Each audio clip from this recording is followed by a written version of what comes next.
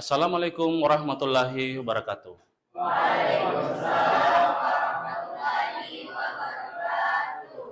Ya, jadi kembali lagi seperti biasa.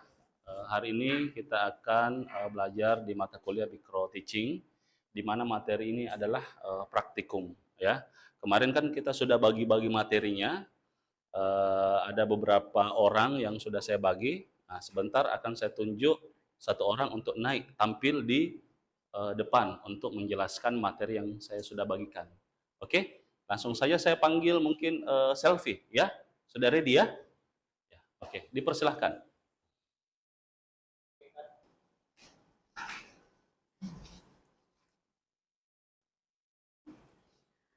Baik, selamat pagi semua.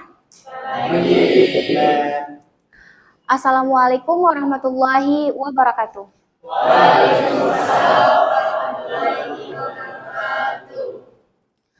Alhamdulillahirrabbilalamin. Puji syukur kita panjatkan kehadirat Allah Subhanahu wa Ta'ala karena telah memberikan kita kesempatan, kesehatan untuk bisa berkumpul di ruangan ini dengan keadaan sehat walafiat. Untuk memulai proses pembelajaran pada hari ini, alangkah baiknya kita membuka dengan berdoa yang dipimpin oleh Ananda Hafiz. Sebelum kita memulai proses pembelajaran, alangkah baiknya kita berdoa dulu. Berdoa dimulai. A'udzubillahi minasyaitonirrajim. Bismillahirrahmanirrahim. Alhamdulillahi rabbil alamin. Allahumma salli ala sayyidina Muhammad wa ala ali sayyidina Muhammad. Rabbi zidna ilman warzuqna fahman. Subhana rabbika rabbil izzati amma yasifun. Wassalamun alal mursalin. Walhamdulillahi rabbil alamin. Baik, untuk memulai proses pembelajaran kita, terlebih dahulu saya absen. Dengarkan namanya baik-baik ya.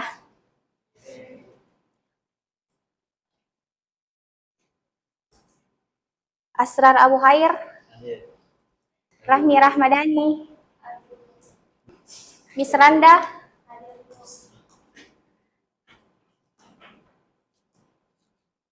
Faiz,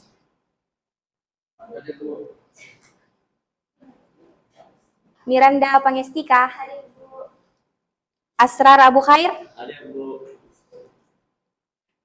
Nurul Makfirah, Zaki Ilmi Mardatillah. Baik, selanjutnya kita masuk pada materi bagian model data. Jadi pada bagian model data ini ada 3, yaitu ada simplex, half duplex, dan full duplex.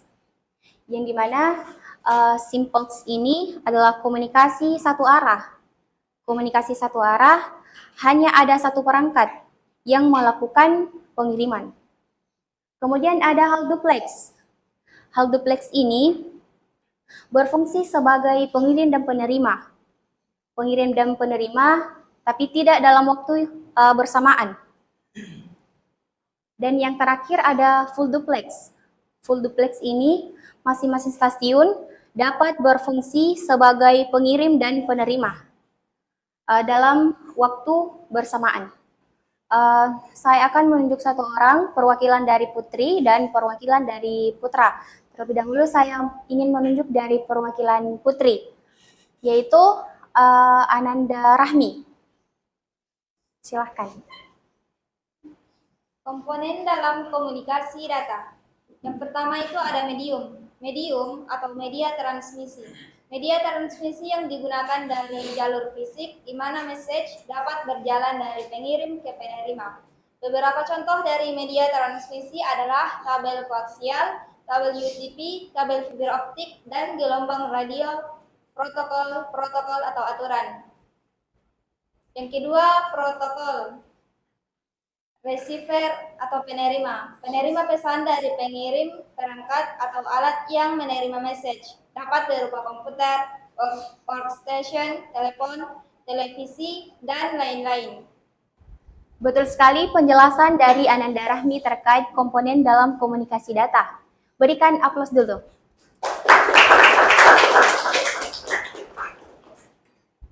Selanjutnya perwakilan dari Putra yang akan saya tunjuk dan yang akan membaca mengenai manfaatnya. Boleh next. Yaitu Ananda Zaki. Baik, tentang manfaat. Manfaatnya dapat mengefisienkan sebuah pengiriman data dalam jumlah yang besar tanpa suatu kesalahan. Selain itu, komunikasi data juga bisa digunakan untuk berkomunikasi bagi orang yang mempunyai lokasi geografis yang berlainan. Komunikasi data juga memungkinkan penggunaan sistem komputer dan peralatan pendukung dari jarak jauh dan mampu menyebarkan informasi dengan cepat. Betul sekali ya penjelasan manfaat yang dibacakan oleh Zaki terkait manfaat dari komunikasi data. Yang dimana manfaat komunikasi data ini dapat mengefisienkan sebuah pengiriman data dalam jumlah yang besar.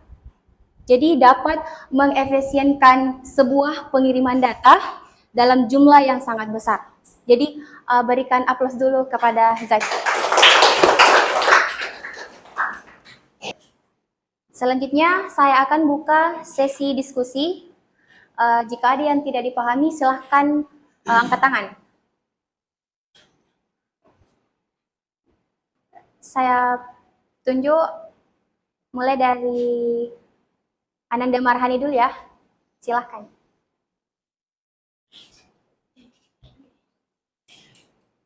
Baik, langsung saja pertanyaan saya, yaitu apa itu protokol dalam komunikasi data dan mengapa protokol data penting dalam komunikasi data? Baik, saya akan menjawab pertanyaan dari Ananda Marhani terkait tentang protokol.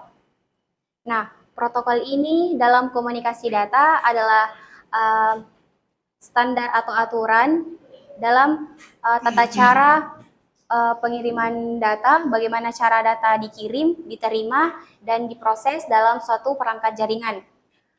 Contohnya adalah HTTP, HTTPS untuk komunikasi web, kemudian FTP untuk pengiriman file, dan yang terakhir itu ada SMTP untuk pengiriman email. Jadi protokol ini aturan ya. Jadi ketika kita berkomunikasi tentu harus ada aturannya. Bagaimana Ananda Marhani bisa dipahami? Nah, jadi yang Ibu jelaskan terkait contohnya, saya ingin bertanya lagi, mengapa tidak semua protokol dibuat seragam saja agar tidak membingungkan? Bukankah terlalu banyak protokol terlalu merepotkan? Baik, luar biasa ya pertanyaannya. Di sini mengapa kita tidak menggunakan menggabungkan protokol dalam satu fungsi? Karena setiap protokol dirancang untuk kebutuhan spesifikasinya. Jadi dibuat terpisah-pisah karena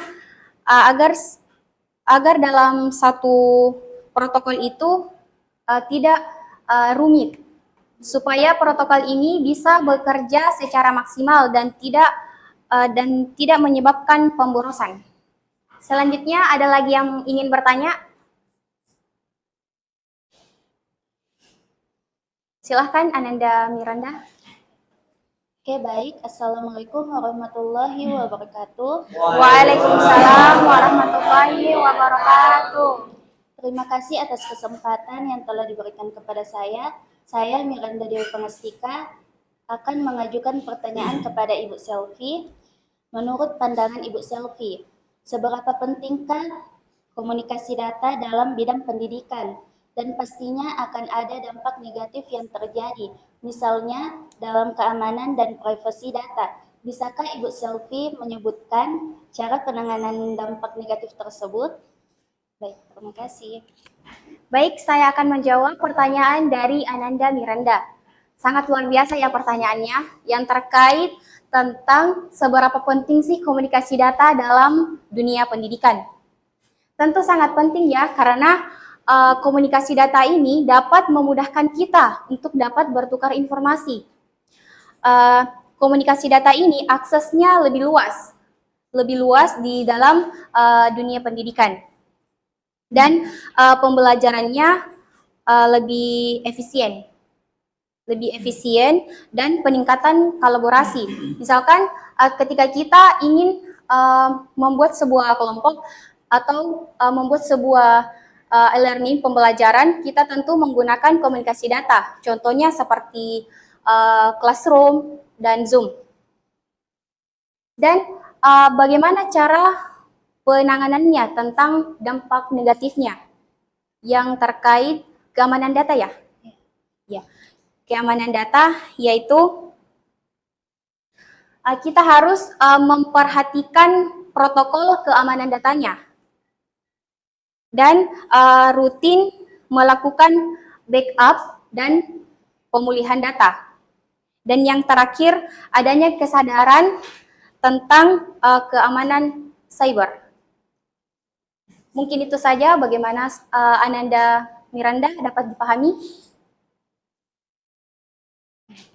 Selanjutnya pertanyaan terakhir. Silahkan yang ingin bertanya angkat tangan. Ya, yang di belakang. Baik, Assalamualaikum warahmatullahi wabarakatuh. Waalaikumsalam warahmatullahi wabarakatuh. Terima kasih atas kesempatan yang telah diberikan kepada saya. Perkenalkan, nama saya Dirga. Saya akan bertanya. Pertanyaan saya, jelaskan secara singkat model data dalam komunikasi data. Sekian. Baik, saya akan menjawab pertanyaan dari Dirga. Terkait model data. Jadi sudah saya jelaskan tadi terkait model data. Itu ada 3. Itu ada suplex, half duplex, dan full duplex. Di sini kita masuk pada aliran data. Bisa dikasih turun, Pak? Di sini ada model komunikasi data, ada simplex, half duplex, dan full duplex. Simplex ini adalah aliran data satu arah. Aliran data satu arah, contohnya seperti keyboard. Kemudian ada half duplex. Ini berfungsi sebagai pengirim dan penerima. Pengirim dan penerima, contohnya itu seperti handi talkie. Yang monitor ada biasa yang tentara, cek. Dan yang terakhir ada full duplex. Full duplex ini berfungsi sebagai pengirim dan penerima, tapi tidak dalam waktu yang bersamaan. Kalau yang ini dalam waktu yang tidak bersamaan. Kalau yang ini contohnya jaringan telepon. Mungkin itu saja penjelasan dari model komunikasi data. Baik, ada lagi yang ingin bertanya? Jika sudah tidak ada lagi, kita masuk pada kesimpulan yang akan saya tunjuk untuk membacakan kesimpulannya, yaitu Ananda Fahri. Ya, baik. Bismillahirrahmanirrahim. Assalamualaikum warahmatullahi wabarakatuh. Waalaikumsalam warahmatullahi wabarakatuh.